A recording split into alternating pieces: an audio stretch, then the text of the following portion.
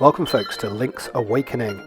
This is a new release of a Zelda game which was first released about 26-ish years ago, and I got to play it when I was younger. So this is a really nice game that came out on the GameBoy, and I'm going to try and talk you through it, or walk you through it I should say, here on the Switch, on the new release.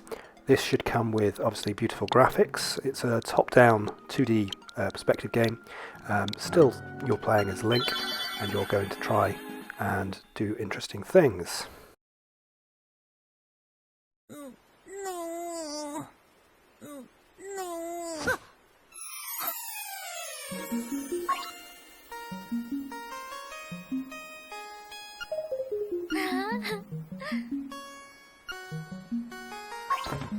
You.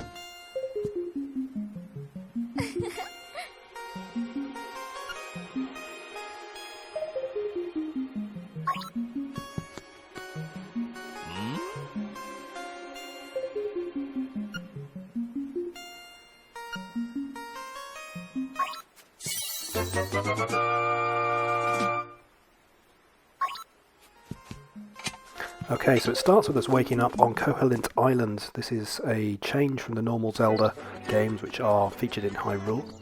Here we're on a little island. We've woken up in a little bed having washed ashore from a shipwreck, as you probably saw in the opening credits. We've got a shield and we've been told to walk down towards the shore following the path. So that's the way we're currently going. I can use my shield pressing the R button. Let's see what this sign says. Okay, so I was really close to that sea urchin. I don't know if you were picking up on it in the when I set up the game, but I've actually selected the hero mode, which means if I get hit, like that, then I will lose twice as much damage as I would normally. So here's my sword.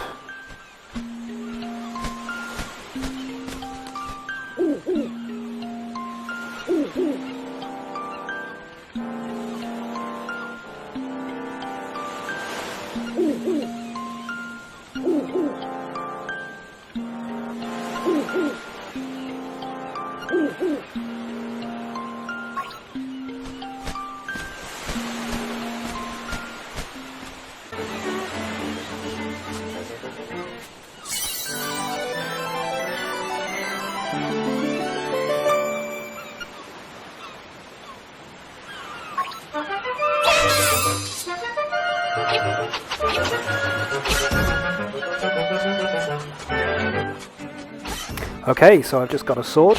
Obviously it's looking like it will hit things, and it's cutting down bushes and the sea urchins, and the monsters. We need to head to the, what was it called? The Mysterious Forest. That creepy owl has decided to help us out and tell us roughly where we need to go. So it said that the forest was to the north, so we're going to head up there. Now it's often worth talking to people in this game, so I'm going to quickly stop and talk to these kids.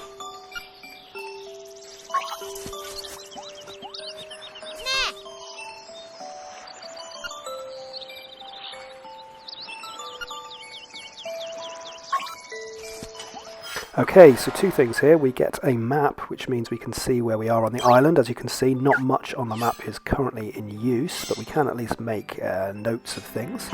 And the other thing was that if we ever run out of hearts, he mentioned that we could go to a big or giant fairy, great fairy I think he might have said, where we can have our hearts restored. We're coming up now on the Mysterious Forest, from that sign you can saw. And we're going to see the owl once again.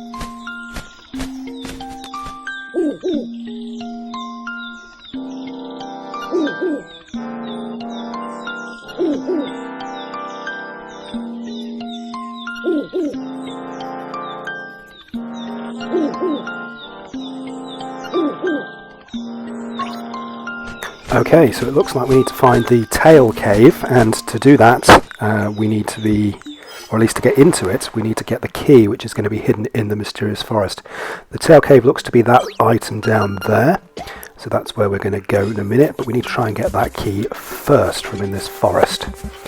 Here are some moblins. They are, well, I don't know. Oh, ouch. So one hit from them loses a single heart. That's quite vicious, so hero mode is quite powerful here. Normally you'd get, I guess, 6 hits. That raccoon is talking about... Uh-oh. So that raccoon is basically meaning that trying to get us lost in the woods, and has put us somewhere random in the forest. Now I actually remember this game quite well, so I know where he's put us, but essentially rather than letting us go straight up, he has transformed us somewhere else, transported us. So we're going to have to somehow get rid of the raccoon before we can actually go up as we wanted to. Now I'll quickly use the Great Fairy here. As you can see, the Great Fairy has restored some health for us, as the child mentioned. Now these guys with shields are quite vicious, so I'm actually going to sort of run away from him a little bit. Now that chest there is the one we're actually trying to get to, with the key in it. You might be able to see there on the left is the raccoon. So actually that's where we were trying to get from. The raccoon straight up would get us to the chest, but he didn't let us do that, he moved us somewhere else. Okay, so now we need to find some way of getting past the raccoon, and we're going to go through here, because I know that on the other side of it will be something quite useful.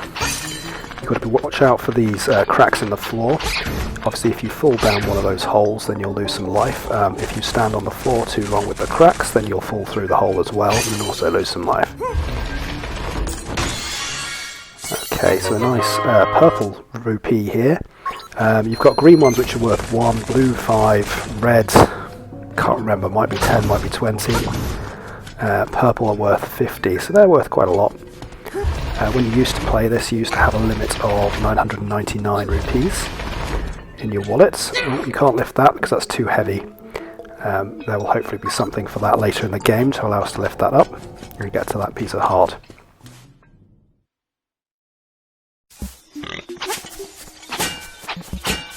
I really don't like these moblins with the shields.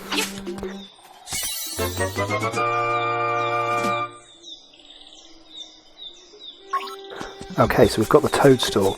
That's going to be quite useful. That's the item we went through there to get. We can do something with the toadstool in a minute, which will allow us to get past the raccoon. Okay, so a quick recap on where we're actually going in terms of overall picture. We're trying to, on this island, do something about the windfish. It looks like we're trying to wake him up or something like that. Now to do that it looks like there's going to be some dungeons. Now I remember, I think there were 8 dungeons overall on the island, and in each one you get an item to help you explore the island further. I'm going to make a quick dash here for the Great Fairy because I've just obviously been hit. This hero mode is quite brutal, so even losing 1 heart means you're going to have, what, 2 more hits and then you're dead. So I'm going to try and restock with this Great Fairy a couple of times to keep us in the running. Now we'll head on for our trip, heading north to try and get where we now need to go. So we're taking the mushroom somewhere and then do something with it. Now if you were paying attention when we were talking to the raccoon, you'll notice that he doesn't like particularly dust particles, that kind of stuff. He's got a very sensitive nose. Ooh, lightning person. Yeah, go on, I'll show you. If you hit, there you go. If you hit him, you lose a lot of life with the lightning because you obviously got a metal sword. I wasn't sure whether hero mode would actually kill me, but I thought I'd try it for you. So we've just found a witch, and she's going to mix us something up with the mushroom. Super quick.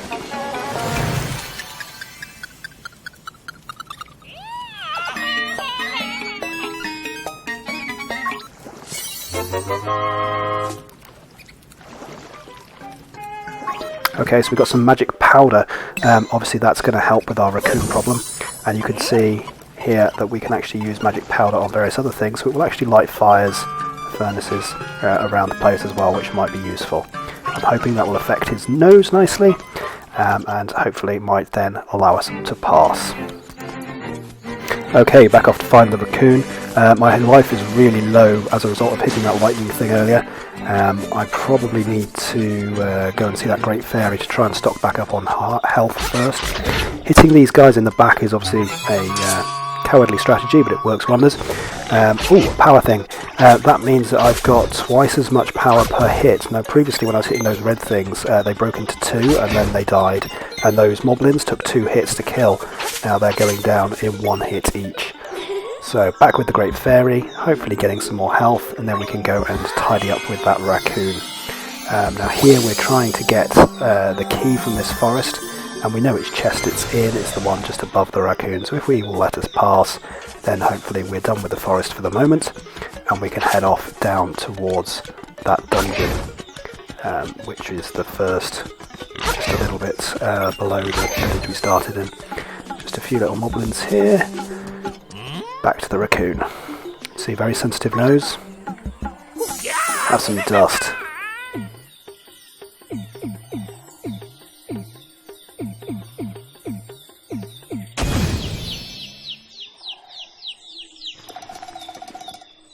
Yeah.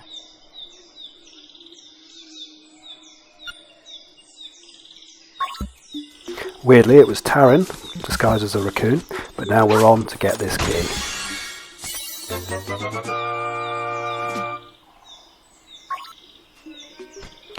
Okay, I'll listen to the owl and then I will stop this time. See you in the next episode.